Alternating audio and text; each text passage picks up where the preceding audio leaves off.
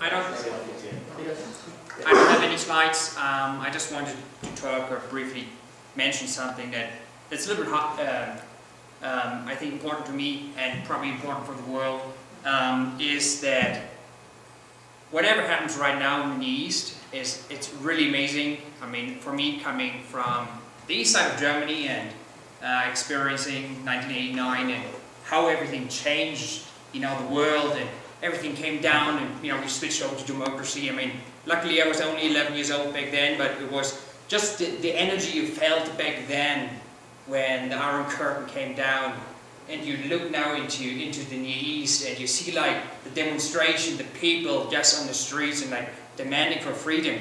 I mean, just that energy on the streets is just amazing. It's just really reminiscent to me, coming from having seen the similar things in 1989. So I'm not sure if anybody here is from the East Bloc countries. I mean, I think you would probably see some similar energy out there. So for anybody of you, is just go out there and follow those events right now. I mean, this is really big changes, I think. I mean, with Tunisia having fallen, Egypt having transformed, now Bahrain having huge demonstrations, as well as they're starting to have at least concessions. Now Libya falling apart, Gaddafi going totally insane.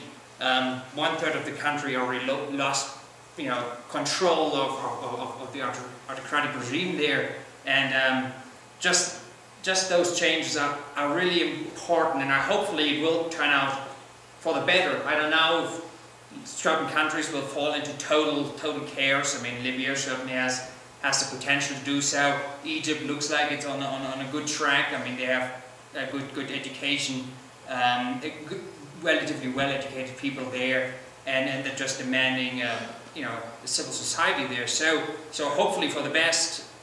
I don't know what the outcome is, but just those changes, just to me, is amazing. It's like, you know, having for the past 10 years spent like $1 trillion on just destroying and then trying to rebuild the country, and now we have this massive change coming, and nobody really expected that to happen, with the help of social media and now even like cell phones. I mean, we're just video being uploaded on the internet. There's sites now where we can literally follow the events. I mean, Libya is there are no foreign journalists there, and people just uploading the stuff. I mean, so they literally, Twitter's to some degree your main source of information out of that country. And I think Diane had tweeted retweeted one guy from Libya, which turned out to be a really awesome source to follow just the events, how they happen throughout the day.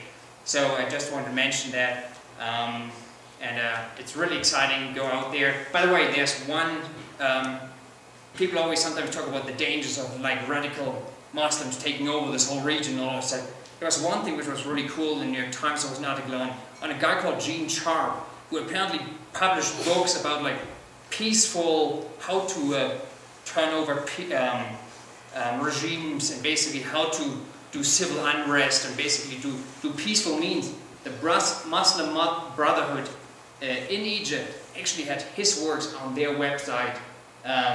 And I think that's an indication of like, well, maybe sometimes things work out better at the end, and maybe things are not as dangerous as we are believed to be. So let's hope for the best, and watch the news. By the way, for a good source, particularly for Americans, we always have like, living here, it's always kind of hard to get good news. Economist, they have an awesome iPhone application where we can actually listen to every single article in the magazine.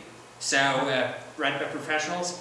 Great source of information. I can highly recommend it. Yeah, don't watch any cable news here. So, Al Jazeera.